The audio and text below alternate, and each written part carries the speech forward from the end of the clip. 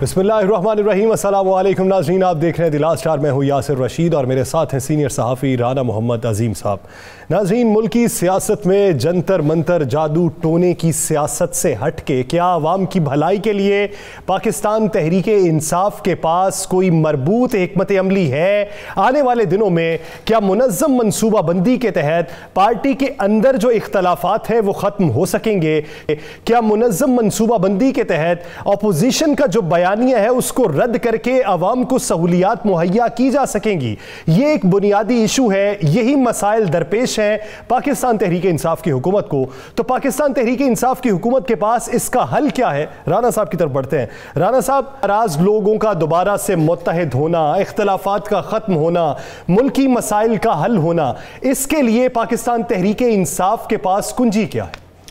बिस्मिल्लाहिर्रहमानिर्रहीम। अस्सलातु वस्सलामु अलैका या सय्यदी या रसूलल्लाह, अस्सलातु वस्सलामु अलैका या सय्यदी या हबीबल्लाह।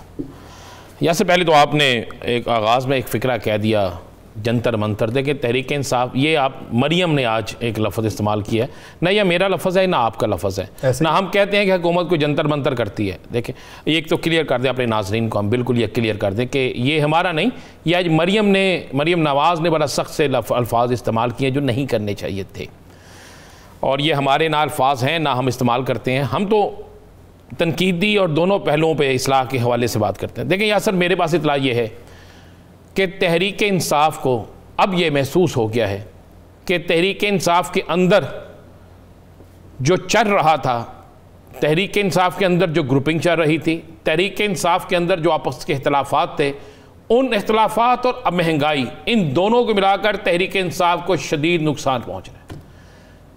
मैं आपको बता दूँ, इसके आज तहरीक इंसाफ ने 2 फैसले कर लिए। इन फैसलों की अनाउंसमेंट नहीं होगी, ये अमली तौर पर आपको होता नजर आएगा।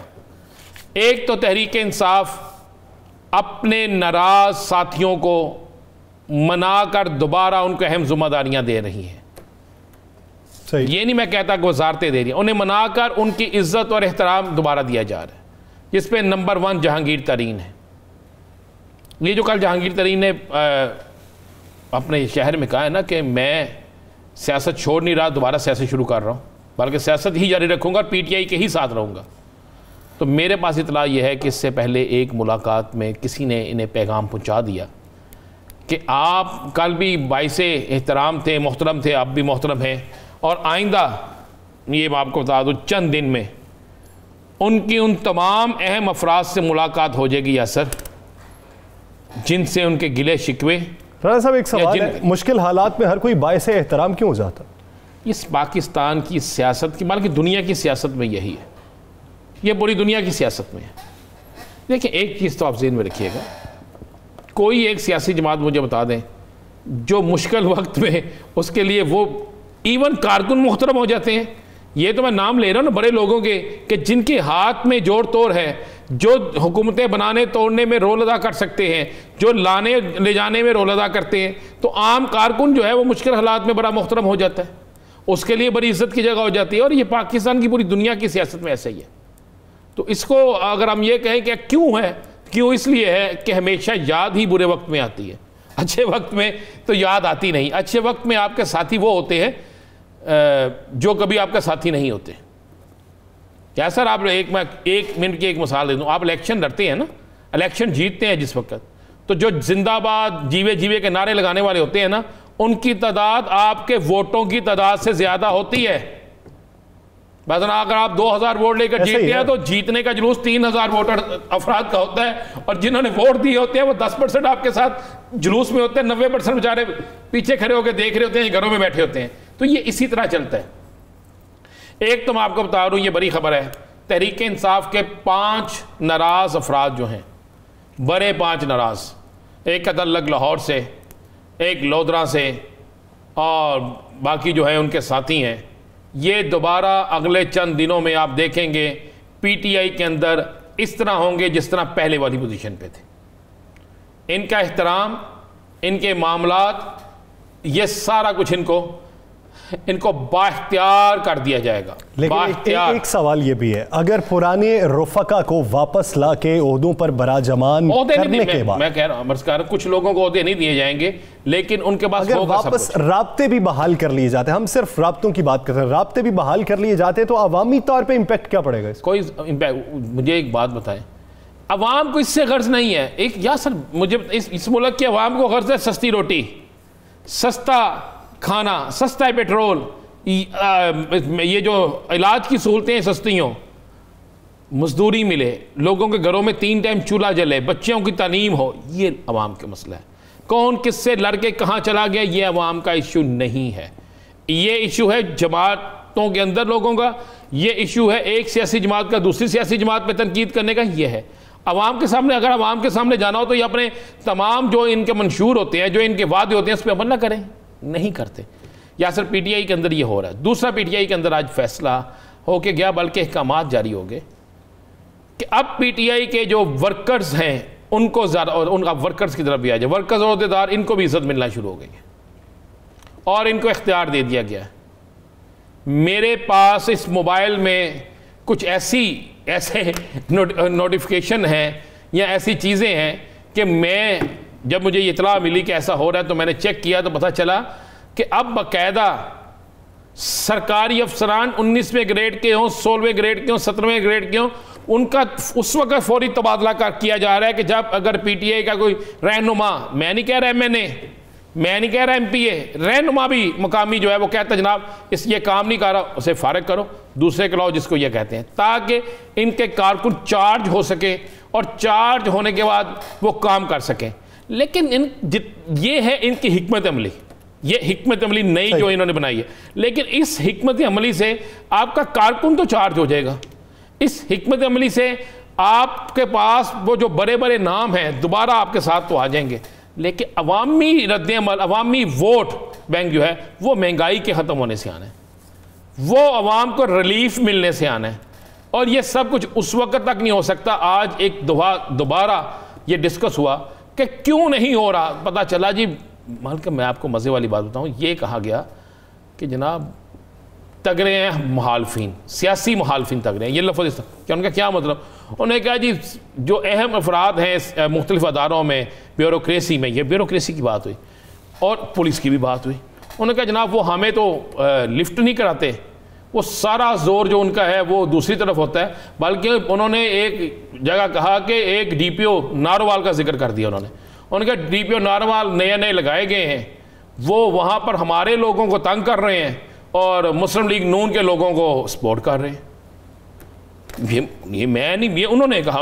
अच्छा जी, फिर उन्होंने कहा जी एक रावी टाउन लाहौर में, उन्होंने कहा जनाब एक फला अफसर थी, डेड ऑनेस्ट है, डेड ऑनेस्ट है तो फिर तब्दील क्यों, तबादला क्यों करवा रहे हैं? उन्होंने कहा जनाब हमारी बात नहीं मानती। लो जी, डॉक्टर यास्मीन आयशा साहब के हुक्म से वो, ये हालात अब इस नैज पे आ गए कि ये किया जाए। अब इसके बाद क्या होगा, ये दो करने के बाद खान साहब को तो ये कहा गया कि जनाब इससे कुछ बेहतरी आएगी, लेकिन आज एक रिपोर्ट जो गई है वो ये है, उसमें रिपोर्ट में मैं आपको आज इंकशाफ ये भी कर दूं, 13 बड़े ब्यूरोक्रेट्स के नाम गए हैं, 13 के, जिनके मतलब कहा गया है कि ये मॉडल टाउन और जाती उमरा वहाँ पर राब्तों में है। इनके मतलब कहा गया कि जनाब कुछ भी हो जाए आप इनको नैब से मुकम्मल रिलीफ ले दें, आप इनको जो मर्जी कर दें, ये आपके तरक्याती कामों में, ये आपकी अशिया खुर्दोनोश की सस्ती होने में, ये आपकी प्राइस कंट्रोल के मामले में, इन तमाम चीज़ों पे आकर आपके आगे रुकावट पैदा करेंगे। आज हम कुछ शॉर्ट भी दिखाएंगे ऐसे यासर एक स्टोरी में कि लाहौर में क्या क्या चीज़ें नायाब हो गई हैं, पंजाब के अंदर क्या हो रहा है, पाकिस्तान में क्या हो रहा है, सिंध के अंदर क्या है, बलोचिस्तान में क्या है, वो सब कुछ आपको नजर आ जाएगा। चल के उस पर बात करेंगे, लेकिन अभी फिल वक्त बात कर लें तो पाकिस्तान मुस्लिम लीग नून की सियासत पे भी पीडीएम का जो तयशुदा जलसा है फैसलाबाद में वो तो होने जा रहा है, लेकिन उससे पहले जो इख्तलाफात खुल के सामने आने लगे हैं, जो शेर अली ग्रुप है फैसलाबाद का वो राना सनाउल्लाह ग्रुप के आमने सामने हो चुका है और उनका मौक़िफ़ ये है कि मियां नवाज शरीफ साहब ने हमें हिदायत दी हैं कि आप ये जलसा कामयाब करवाएं, और उनकी मंतक ये है कि राना सनाउल्लाह साहब शहबाज शरीफ साहब के साथ मिलके इस जलसे को फेल करवाना चाहते हैं। तो राना साहब, ये इस वक्त जो चपकलिश चल रही है इसकी बुनियादी वजह क्या लगती है? या सर एक तो ज़हन में रखिएगा, ये आज की लड़ाई नहीं है, पुरानी लड़ाई, बहुत पुरानी लड़ाई है। चौधरी शेर अली साहब का वो बयान भी मुझे याद है जब उन्होंने कहा कि राना सनाउल्लाह कातिल है, याद है ना आप? जी जी, उन्होंने बड़ा कुछ कहा। अब है कि अब शेर अली इस वक्त बैठा हुआ है मियाँ साहब के पास, वो वहाँ बैठा हुआ है और वहाँ बैठ के उसने अहकामात जारी करवाए फैसलाबाद के हवाले से मियाँ साहब से कि ये बाकायदा मियाँ साहब की हदायत गई कि वहाँ पे जलसे का सारा इंतज़ाम और वहाँ के करता धरता सब कुछ जो है चौधरी शेर अली होगा। अब राना सनाउल्लाह पंजाब के सदर भी हैं, राना सनाउल्लाह जो है इनके मुश्किल तरीन हालात में इनका साथ भी दे चुके हैं। एक बात तो माननी पड़ेगी, सो इख्तलाफ हो, मुश्किल तरीन हालात में राना सनाउल्लाह इस मुल्क में रहे, राना सनाउल्लाह ने इनका साथ नहीं छोड़ा। सबसे बड़ा केस भी उन्होंने फेस किया, सानिया मॉडल टाउन वो फेस कर रहे हैं, मतलब क्या नहीं उस शख्स ने फेस किया। अब आकर मुकामी सियासत में यह सब कुछ हो गया। आबद शेर अली ने कराया बड़े मियाँ साहब से फ़ोन। और मैं आपको ये भी बता दूँ, ये जो आज चीज़ें चल रही हैं ना, बार बार कुछ टीवी चैनल पे ये बात, बल्कि तमाम टीवी चैनल्स पे चली कि मरियम जाएंगी जलसे में, शायद शहबाज शरीफ ना जाएं। शहबाज शरीफ जो है उन्होंने बाकायदा फिर इस पर गुस्से का इजहार किया कि अगर मेरा पंजाब का सदर उसको पीछे किया जाता तो फिर मैं क्या जलसे में लेने जाऊं, फिर मुझे क्या कहा जाता है कि हर मीटिंग में वो बैठ रहे, सदर वो है पंजाब का, MP MNA वो है वहां फैसलाबाद से, उसके ग्रुप के ज्यादा लोग जीते हैं, और जो शख्स आपका हारा है आप वो आपके पास वहां बैठ के कर रहा है, और यहां से मरियम उसे कह रही है जी आप करें सारा कुछ। इस पर बड़ी शदीद हुआ है। और मैं आपको ये भी बता दूं, ये लड़ाई सिर्फ फैसलाबाद की नहीं है। आपको पता है कि एक वक्त में खुर्रम दस्तगीर चाहते थे कि राना सनाउल्लाह के पास कोई ओहदा ना रहे, और इसके लिए राना सनाउल्लाह को फारग करने के लिए पूरी लॉबिंग हो चुकी थी। खुर्रम दस्तगीर ने उसमें अपना बड़ा रोल अदा किया था, लेकिन राना सनाउल्लाह जब सीधे हो गए तो फिर सारे जरा ठंडे होकर बैठ गए। अब भी यही मामला है। अब हुआ क्या है कि जो लड़ाई फैसलाबाद के अंदर थी, ये कल कह देंगे नहीं जी हमारी कोई लड़ाई नहीं है, लेकिन ऐसा नहीं है। जो लड़ाई फैसलाबाद के अंदर थी, अब वो लड़ाई ऊपर चले गई है। ऊपर किधर? मियां नवाज शरीफ, शहबाज शरीफ। लड़ाई क्या मतलब, शहबाज शरीफ बोल तो नहीं सकते, उन्होंने कहा ठीक है फिर मैं, अगर मेरे साथ ही नहीं तो फिर ठीक है मैं भी नहीं जाऊंगा, आप मरियम को एक्टिव कर लें। ये जो मरियम आज अचानक एक्टिव हुई है ना, मरियम साहिबा, ये जो आज उन्होंने फिर बड़े तेज सख्त तरीन जुमले बोले हैं, सही, तो आप गौर करें इसके पीछे कुछ ना कुछ है। और ये जो आज एक आप क्या समझते हैं, ये जो ज़राए से खबर चलती थी कि मरियम साहिबा जाएंगी, मैं लिख के देता हूँ, मैं ये बिल्कुल वसूख से कहता हूँ, रिपोर्टर से मैंने पूछा जो बीट रिपोर्टर है, मैं कहा भाई कहाँ से खबर आई?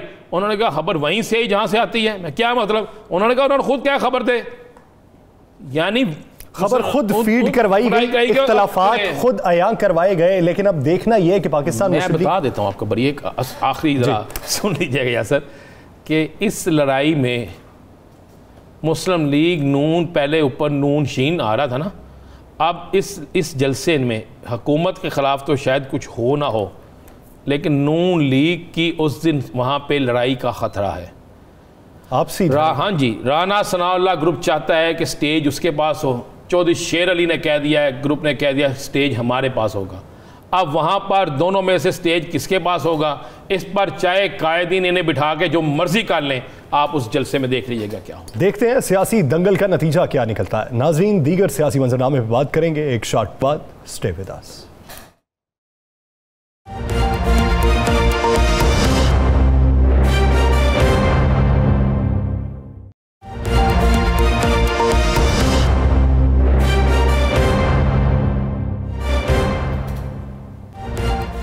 Welcome back. नाज़रीन, इस्लामाबाद के बदलते हालात, अपोजिशन के बदलते बयानात। एक तरफ अपोजिशन ये कहती थी कि हुकूमत के खिलाफ महाज आराई करेंगे और अपने अपने तय करेंगे। अब ये इशारे भी मिलना शुरू हो गए हैं कि पाकिस्तान पीपल्स पार्टी को पाकिस्तान मुस्लिम लीग नून और जमीयत उलमा इस्लाम की हिमायत भी हासिल हो सकती है कोई तहरीक चलाने में। इस तरह की बातें भी गर्दिश कर रही हैं।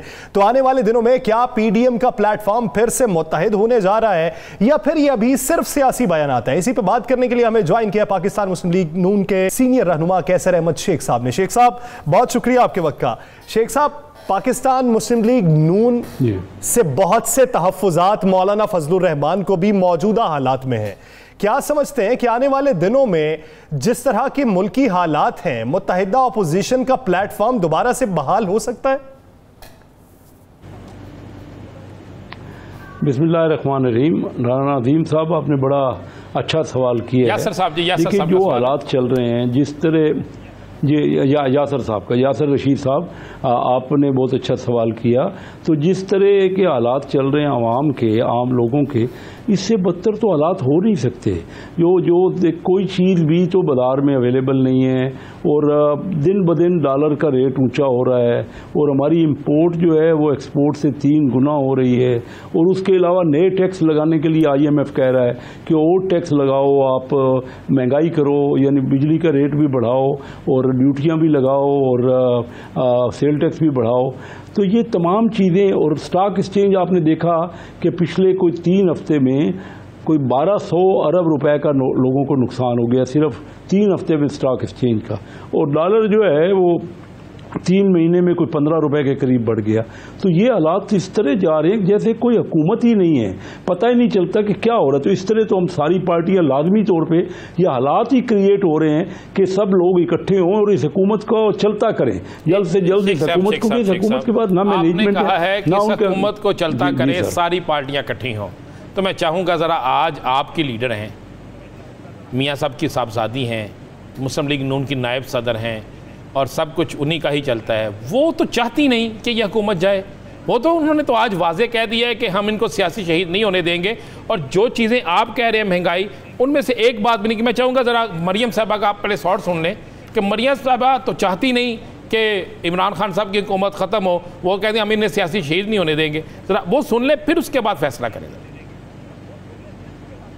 इस मुल्क में हुकूमत नाम की कोई चीज़ नहीं है। इमरान खान साहब ना वो आईनी वज़ीर आज़म है, ना वो मुंतखब वज़ीर आज़म। और अगर आप ये समझते कि आज आप बदतरीन, नालायकी, नाअहली, करप्शन स्कैंडल्स के बाद अगर आपको ये अपनी फेस सेविंग नज़र आ रही है कि आप इसमें सियासी शहीद बन जाएंगे, तो ये ना होगा इंशाअल्लाह ताला, ना अवाम ये होने देगी। अवाम के ऊपर आपने पिछले 4 साल में जो मज़ालिम ढाए हैं, आपको उसका जवाब देना पड़ेगा। मरियम नवाज साहिबा की गुफ्तगू आपने सुनी है। इसी बीच हमें ज्वाइन कर चुके हैं पाकिस्तान तहरीक इंसाफ के रहनुमा रमेश कुमार साहब। डॉक्टर साहब, बहुत शुक्रिया आपके वक्त का। डॉक्टर साहब, कैसर अहमद शेख साहब साथ में मौजूद हैं, उनसे गुफ्तगू हो रही है। सवाल राना साहब ने किया हुआ है, जवाब ले लेते हैं, फिर आपकी जानिब आते हैं। शेख साहब, मरियम साहबा तो कहती है सियासी शहीद नहीं होने देंगे, हुकूमत नहीं गिराएंगे। तो आप सारी जमातें इकट्ठी होकर फिर क्या करेंगे? जी बिल्कुल, मरियम नवाज ने बहुत ही अच्छी बातें की हैं। उन्होंने कहा है कि देखिए ये सियासी शहीद किस तरह होंगे, जो हालात हो गए, लोग इनके लिए दुआएं कर रहे हैं कि ये हुकूमत जाए। सियासी शहीद तो तब होता है कि अगर किसी को लोगों के जो उनके ख्यालात हैं उनसे हट के कोई चीज़ का फैसला किया जाए। लोग तो इस बात की दुआएं कर रहे हैं, तो सियासी शहीद किस तरह होंगे? ये तो खुद अपनी मौत का खुद खमियाजा, यानी खुद उसका करवा रहे हैं, अपने जो जवाब पैदा कर रहे हैं। तो इससे क्या, इनका तो हालात किसी से पूछ लीजिए, आप जाते रहते हैं। यासर रशीद साहब और राना अज़ीम साहब, आपका लोगों से बहुत तल्लक है। इस वक्त कोई भी तो तबका, कोई ख़ास तौर पे मुतवस्सत तबका, लेकिन शेख साहब ये देखें, ये जेन्युइन मसाइल है, आप इनका जिक्र कर रहे हैं, तो कायदीन को भी इन्हीं का ही जिक्र करना चाहिए। प्रेस कॉन्फ्रेंसेस के अंदर आप ये कहें कि जादू टूने की सियासत हो रही है, जंतर मंतर की हो रही है, तोते का फॉल निकाला जा रहा है, जन्नात तकर्रियां कर रहे हैं, तो इस तरह की जब इल्ज़ाम तराशियां हैं, अवाम के मसाइल पे बात नहीं है, तो फिर सियासी रंग आप तो कुछ और तरह का दे रहे हैं। मैं तो जो दे रहा हूँ, जो मैं लोगों को पास जाता हूँ और महसूस करता हूँ। देखिए इस वक्त मईशत का बहुत बुरा, जो इन्होंने कहा था कि हम नौकरियां देंगे, 1 करोड़ नौकरियां देंगे, 50 लाख घर बनाएंगे, और ये उन्होंने कहा था कि बाहर का पैसा यहाँ आएगा। देखिए राना साहब, इस वक्त इन हालात में आज ही IMF ने जो रिपोर्ट दी है उसमें 9% इंडिया तरक्की करेगा इस साल, और हम 3% तरक्की या 4% तरक्की करेंगे। अब आप मुझे बताइए कि ये वहाँ इंडिया में $44 बिलियन की इन्वेस्टमेंट हुई है। कोविड हमसे बहुत ज़्यादा था, 44, ये फैक्ट्स हैं, इसमें कोई फ़र्क हो तो मुझे बताइए कहाँ मैं गलत कह रहा हूँ। हमारे यहाँ सिर्फ $2 बिलियन की इन्वेस्टमेंट हुई, सारा वो 2 बिलियन की जो थी, अब बुरी तरह लोग पैसा बाहर लेके जा रहे हैं। जो ये सारा स्टॉक एक्सचेंज आप देख रहे हैं, इतना बड़ा क्राइसिस आ गया। ये 53,000 हम जब थे, तो इंडेक्स था 53,000। बिल्कुल आपसे डॉक्टर रमेश साहब से लेते हैं इस पर। डॉक्टर साहब, शेख साहब का कहना है कि बिल्कुल हर सिस्टम ख़राब हो गया, लोग बददुआएं दे रहे हैं, लोग दुआएं मांग रहे हैं कि ये हुकूमत चली जाए। मरियम साहबा ने भी आज आपने देखा वहाँ पे इस्लामाबाद कोर्ट हाई कोर्ट के बाहर बड़ी दुआदार गुफ्तगू की। तो आपकी हुकूमत के ख़िलाफ़ अवाम भी है, आपकी हुकूमत के ख़िलाफ़ अपोजिशन भी है, तो आप क्या समझते हैं आइंदा आने वाले इलेक्शन में किस चीज़ पे आप इलेक्शन लड़ेंगे, किस तरह सर्वाइव करेंगे? देखें, जहाँ तक बात है मरियम नवाज की, उसका तो मुझे समझ में ही नहीं आता है। पर्सनल अटैक जो है वो जिस तरीके से आज मीडिया के ऊपर किए हैं, जब उनके तरफ पर्सनल अटैक होते हैं तो फिर जो है वो सारे लोग आ जाते हैं कि पर्सनल अटैक नहीं करें, और जो होने भी नहीं चाहिए। तमीज़ और तमीज़ के तहजीब के दायरे में रहना चाहिए। पॉलिटिक्स अपनी जगह पे है, मगर अदब आदाब का दायरा नहीं छोड़ना चाहिए। दूसरी तरफ आप बात करेंगे कैसर शेख साहब की, तो कैसर शेख साहब जो है वो मेरे पुराने दोस्त हैं।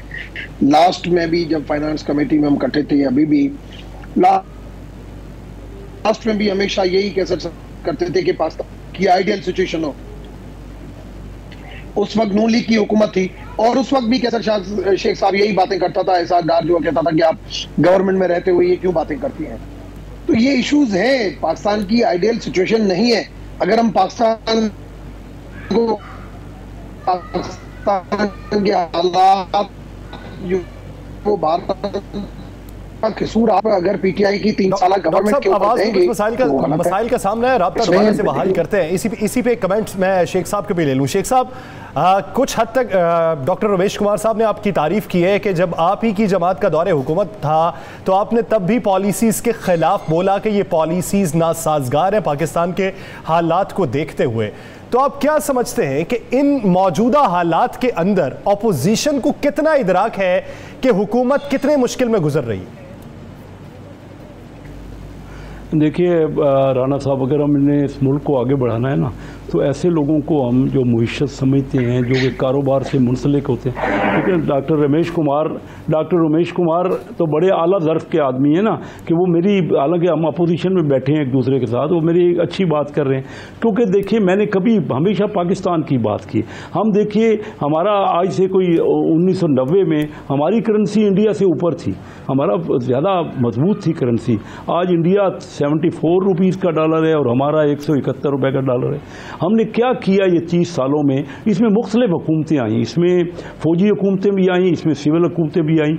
हम वज़ीर ख़जाना या IMF का लाते हैं, स्टेट बैंक से गवर्नर उन्हीं के लाते हैं, वर्ल्ड बैंक के लाते हैं, और वो सफ़ीर शेख साहब ने अपना ब्रीफ केस उठाया। वो पीपल पार्टी के दौर में भी वज़ीर ख़जाना थे, अभी भी हैं, तो वो उठा के चले गए। मैं ये कहता हूँ, क्या कौमी असम्बली के जो हमारे 342 मेंबर हैं, उनमें से कोई, क्योंकि बजट बनाना तो कौमी असम्बली का काम है, मुइशत को समझने वाले एक जवाब दे दे। आपने हुकूमतें जिक्र किया, फौजी हुकूमत का भी, जमहूरियत का भी। फौजी हुकूमत में तो बहुत बेहतरी रही, वो क्यों होती है? जमहूरियत में आके बेहतरी नहीं रहती, फौजी हुकूमत में आके बेहतरी होती है। नहीं, हमारे यहाँ बेहतरी किसी भी हुकूमत में नहीं हुई। जब हमने ये मुशर्रफ साहब की हुकूमत में, जो नून लीग की हुकूमत में बेहतरी थी, अमेरिका के कहने नून लीग की हुकूमत में बेहतरी थी। नहीं, नून की हुकूमत ने, मैं बड़ा अच्छा बात आपने की। देखिए, नून लीग कंपैरेटिवली बेहतर थी, हमारे यहाँ ग्रोथ हो रही थी। हमने जब छोड़ा 5.8, लेकिन हम मजीद बेहतर कर सकते थे। जैसे रमेश कुमार साहब कह रहे हैं, मैं फाइनेंस कमेटी का चेयरमैन था, मैं वहाँ भी अपने हुकूमत के भी को समझाता था ये कि भाई देखिए ना, जो जब तक बेहतरी नहीं करेंगे, ये देखिए जो उस वक्त प्रॉपर्टी के रेट थे, कोई आदमी रिश्वत लेता था ना, अगर 10 करोड़ रुपए का यहाँ प्लाट था यहाँ डिफेंस में, वो 10 लाख रुपए में ट्रांसफ़र हो रहा था। तो मैंने आके अपने, और हमारी कमेटी ने आके उसको ठीक करवाया। वो कम से कम 5 करोड़ तो हुई वैल्यू, आज वो कही जा रही है और सही कही जा रही है। हमें रेवेन्यू चाहिए, हमें अपने लोगों का ख्याल करना, ताकि अमीरों से टैक्स लेके हम दरमियाने लोगों पे और गरीब लोगों पे लगाएं।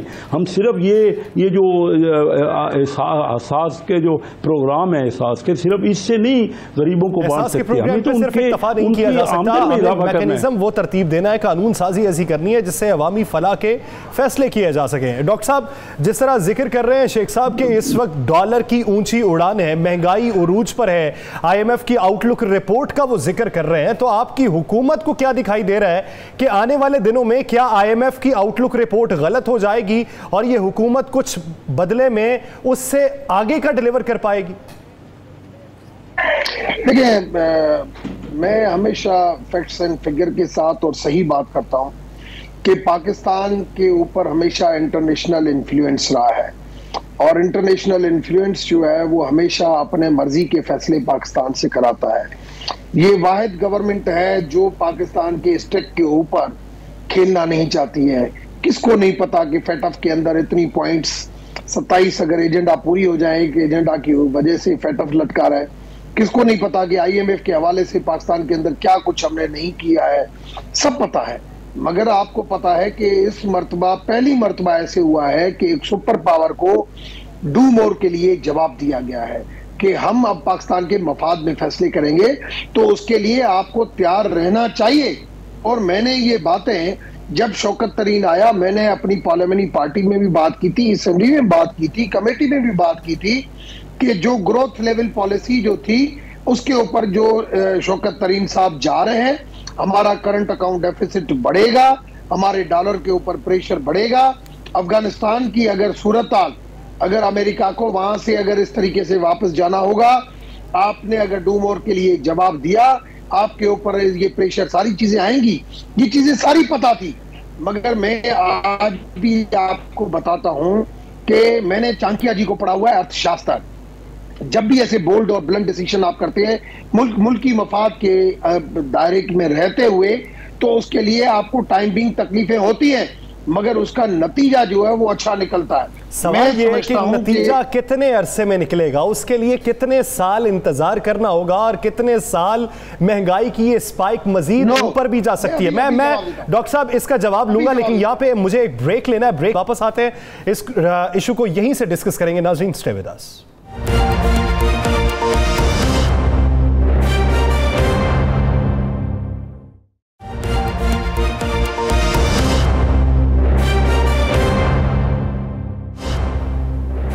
Welcome back. नाज़रीन, इशू पे मजीद बात करते हैं, बढ़ेंगे डॉक्टर साहब की जानिब। डॉक्टर रमेश कुमार साहब, जब हमें ये पता है कि हमने रुजू आईएमएफ से करना है, हमें ये पता है कि हमें अपनी मईशत चलाने के लिए बैरूनी इमदाद की ज़रूरत है और फिल वक्त वो ज़रूरत रहेगी, कितना अरसा रहती है ये अभी नहीं पता, तो फिर हम नो मोर का फैसला क्यों करते हैं?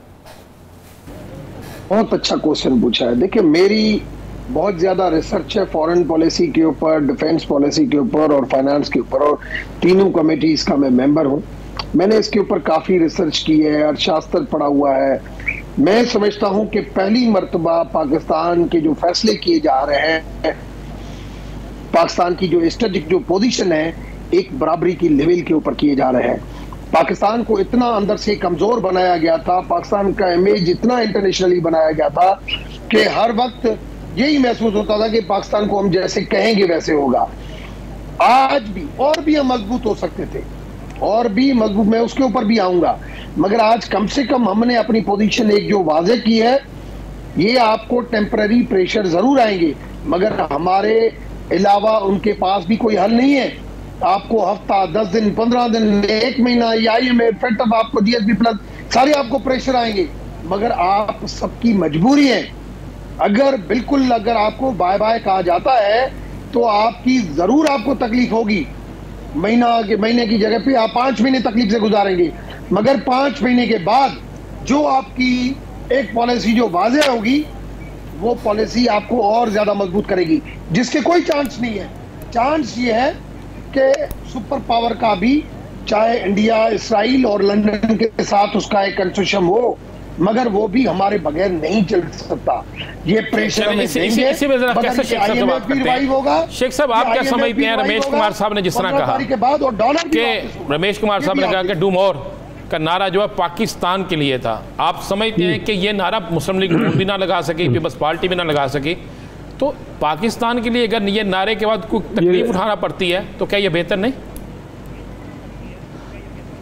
ये कोई पहली बार नारा लगा। देखिए, friends not masters Ayub Khan का मशहूर नारा था, वो यही था कि ये अमेरिका हमारा मास्टर नहीं है।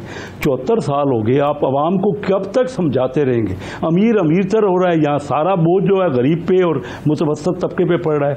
मैंने खुद वो देखा है, मैं खुद चशमदीद गवाह हूँ। 72 से लेकर 79 तक मैं कोई 20 बार चाइना का कारोबारी मैंने विजिट किया। ना उनके पास कपड़ा था, ना उनके पाँव में जूती थी, ना उनके पास एक भी कार थी पूरे चाइना में। जापान ने कुछ कारें तोहफा दी कि अगर आपके यहाँ कोई वज़ीर आज़म आ गया तो उसको साइकिल पे बिठाओगे। आज वो देखें, उनके यहाँ इंतहाई गरीब एक भी नहीं रह गया। वो मुल्क उन्होंने बनाए हैं। हम इंडिया आज जो 9% तरक्की कर रहा है, एक बात समझिए राना साहब, 9% उसके बराबर है कि हमारी कुल जो 21 करोड़ लोगों की आमदनी है ना, इतना वो एक साल में हमसे बढ़ रहा है। 9% का मतलब है $270 अरब। हमारी कुल आमदनी $300 अरब है। हमने इंडिया से क्या मुकाबला करना है कि पाकिस्तान मुस्लिम लीग के दौर में हमारा फौजी बजट जो इंडिया का बजट है वो हमसे 6.5 गुना था, आज वो 7.5 गुना हो गया है। वो क्या, उनका डॉलर 74 है, हमारा 171 है।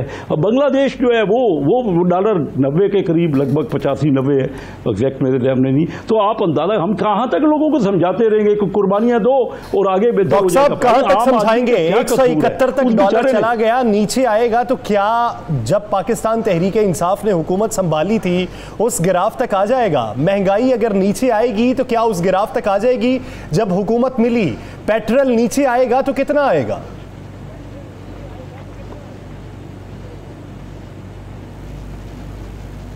डॉक्टर उमेश कुमार साहब, उतनी पाकिस्तान जो है वो रीपेड कर रहा है।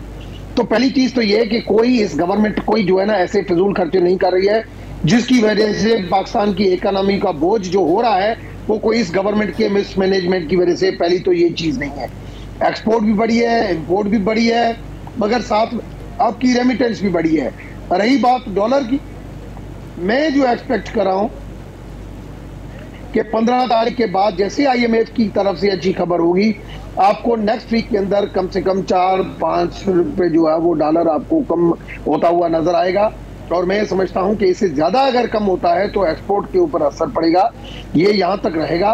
रही बात इन्फ्लेशन की, इन्फ्लेशन एक इंटरनेशनल इन्फ्लेशन है, ये नहीं कि सिर्फ जो है वो पाकिस्तान में इन्फ्लेशन। आज भी अगर करेंसी की डिवैल्यूएशन के बाद भी अगर आप देखें, अगर पड़ोस के अंदर एशिया के मुल्कों को अगर आप कंपेयर करें तो आज भी पाकिस्तान की इन्फ्लेशन जो है वो और मुल्कों की कंपेयर में कम है।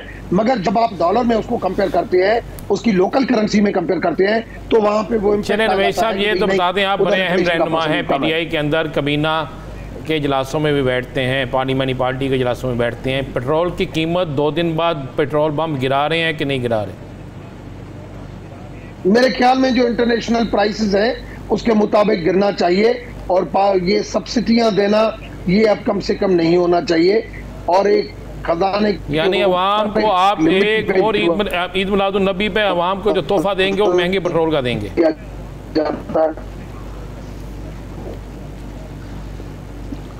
ये सारी दुनिया में बढ़ रही है।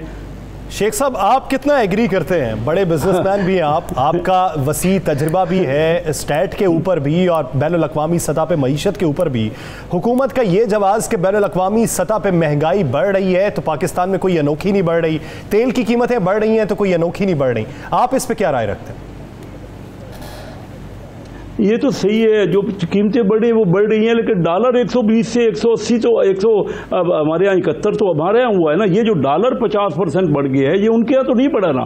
जो एक तरफ तो डॉलर की कीमत बढ़ी वो तो ठीक है, मैं मानता हूँ सारी दुनिया में बढ़ रही है। ये 50%, 40-45% इजाफी जो आपने बढ़ा दी है, 120 हम छोड़ के गए थे, आज 171 है। डॉलर तो उनके यहाँ रूपी बढ़ रहा है ना। हमारे यहाँ रूपीज में एक तो उनकी महंगाई और एक 40-45% और मजीद महंगाई। हमारे यहाँ जो महंगाई हुई है रूपी टर्म में वो कोई सोच भी नहीं। आमदनी तो रूपी टर्म में है, आमदनी में तो नहीं कि इतना बड़ा इजाफा हो रहा। और कमोडिटी की प्राइसेस जिस तरह जा रही है ना पूरी दुनिया में, अभी आने वाले दिनों में देखिएगा कि अगले 4-6 महीने में पाकिस्तान में महंगाई का क्या आलम होता है। ये IMF भी कह रहा है कि बिजली के और गैस के प्राइस और बढ़ाओ और इसी तरह टैक्स और बढ़ाओ। भाई टैक्स अमीर आदमी पे लगना चाहिए, हम अमीर को छोड़ रहे हैं। हमने अमीर को हर एक किस्म की फैसिलिटी दी हुई है। हमारे यहाँ बहुत रेवेन्यू इकट्ठा हो सकता है, लेकिन जिसका इंटरेस्ट हो ना, आपके जो असेंबली के मेंबर हैं उनमें से तो चंद महीने पिछले 25 साल में नवीद कमर साहब वजीर खजाना बने, बाकी तो असेंबली बजट तो असेंबली के पास होता है। क्या असेंबली के मेंबरों के पास पावर क्या है? पावर यहाँ पे है स्टेट बैंक के गवर्नर के पास, FBR के चेयरमैन के पास और वजीर खजाना के पास। मैं क्या कर सकता हूँ? मैं ये सोच के आया था कि मैं मुल्क के लिए, मुईशत के लिए कुछ करूंगा। पहले मैं चैम्बरों में करता रहा, कराची चैम्बर ऑफ कॉमर्स का प्रेसिडेंट बना, मेरा मरहूम बेटा Lahore chamber of commerce industry का प्रेसिडेंट बना, मेरा first cousin Faisalabad chamber of, कि हम वहाँ बिजनेस कम्युनिटी के वोटों से कुछ ना कुछ बेहतरी की बात करेंगे। वहाँ तो कोई सुनता नहीं था। यहाँ मैंने सोचा कि उस हाउस में जाएं, हालांकि हम में से कोई भी बिजनेसमैन बहुत कम जाते थे ये ओपन पॉलिटिक्स में, ये कॉन्स्टिट्यूएंसी की पॉलिटिक्स में। मैंने कहा जब तक मैं वहां से नहीं आऊंगा, मेरे पास एक की आवाज उठाने से क्या होगा? ऑपोजिशन को जहां पे मुत्तहिद होना चाहिए था वहां पे तो मुत्तहिद हो नहीं पाई। ऐसे इश्यूज पे होती, आवाज उठाती। अब इसका भी फायदा हुकूमत को ही है ना। ये मैं आप बिल्कुल आप दुरुस्त कह रहे हैं। हम सबको मिल के अवाम के मैटर्स में, किस वक्त मुल्क डूब रहा है, मुल्क हमारे की सूरत हाल बहुत बुरी है, हमें बेहतरी के लिए, और दूसरे हमारे सारे रीजनल बांग्लादेश कहाँ से कहाँ पहुँच गया। जब हमारे साथ था तो हम तो समझते थे कि बंगाल वाले शायद वो परफॉर्म नहीं कर सकेंगे, वो अलग हुए तो देखो आज कहाँ पहुँच गए, उनकी एक्सपोर्ट हमसे बढ़ गई, उनकी करेंसी आज क्या हम कहाँ पहुँच। हम सिर्फ यही कह रहे हैं, फ्रेंड्स और मास्टर्स कह देते हैं, कभी कहते हैं बात सुनी, आखिरी मिनट है हमारे पास, हम चाहते हैं कि इस पे कोई तो आवाम को खुशखबरी मिल जाए। शायद क्या आप महंगाई पर कंट्रोल कर लेंगे? मैं समझता हूँ कि जिस किस्म की और जो तरीक़ेकार और जो प्राइम मिनिस्टर साहब की जो ख्वाहिश है उस मुताबिक अगर ये चीजें आगे बढ़ी, ये आपकी दिसंबर के बाद आपकी ग्रोथ भी बढ़ जाएगी। जो इस वक्त जो दिसंबर के बाद अच्छी खबरें आएंगी, दिसंबर तक इंतजार करना पड़ेगा। मुश्किल फैसले जो किए गए हैं उसके असरात दिसंबर के बाद देखने में आएंगे। डॉक्टर रमेश के जिम्मे करें। बहुत शुक्रिया कैसर अहमद शेख साहब, डॉक्टर रमेश कुमार साहब इस हवाले से अपना वक्त देने के लिए। नाज़रीन, दीगर अवामी इशूज पे बात करेंगे एक शॉर्ट ब्रेक के बाद। Stay with us.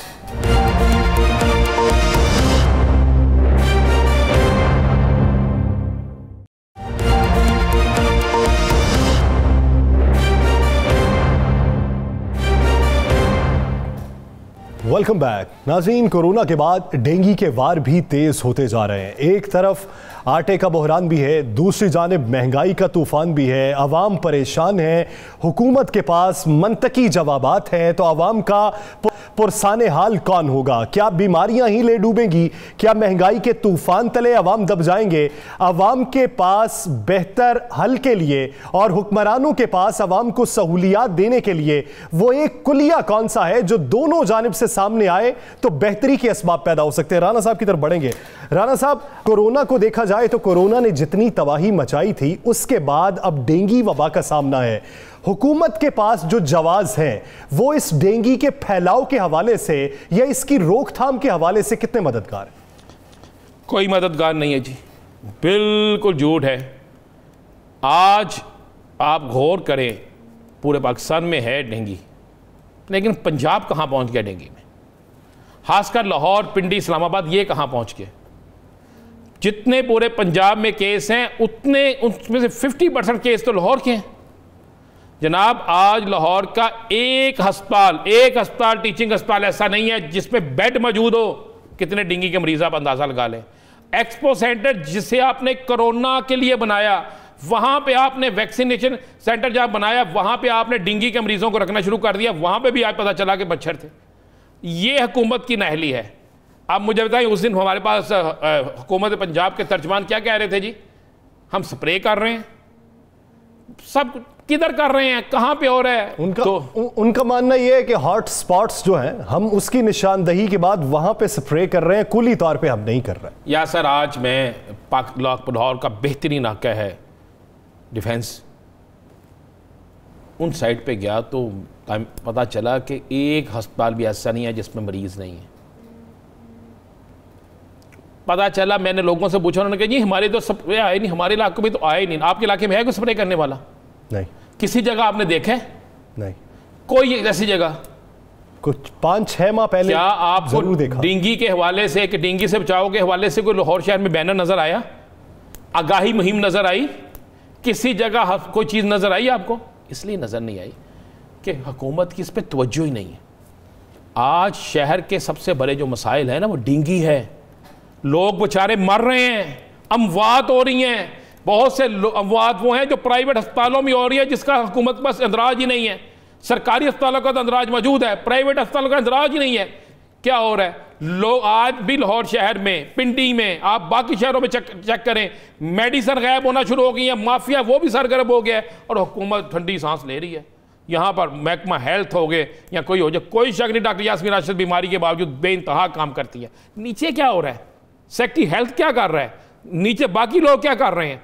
इसके लिए कुछ मैंने आज एक बड़े सीनियर तरीन शख्स से, पीटीआई के बड़े अहम आदमी हैं, उनसे पूछा। मैंने कहा जनाब इस कोरोना तो इलाज आ गया, डेंगू पे क्या करेंगे? पता उसने क्या किया? उन्होंने कहा दुआ करो बारिश हो जाए।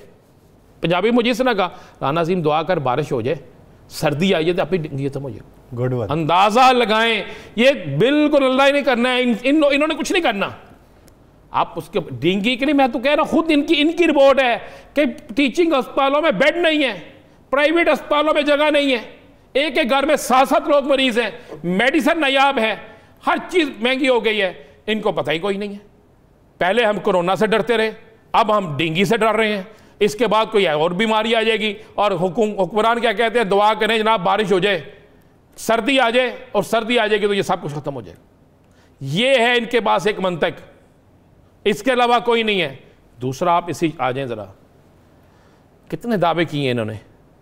आपको पता है कि आज आटा भी नायाब हो रहा है, बाहर रोडों पे तो आटा मिल रहा है, जो इन्होंने ट्रक श्रक रखे हुए हैं जहाँ पे जा रहे हैं, या चंद एक सूरत बाजार है, बाकी जगह पे आटा नहीं है। ये कहेंगे नहीं जी सब कुछ है, जरा आप सुन लें आज हमने खुद दुकानों पे जाके क्या किया, चेक किया। नाज़रीन मुलाहिजा करते हैं वीडियो, फिर गुफ्तगू को आगे बढ़ाएंगे। भाई आटा है जी?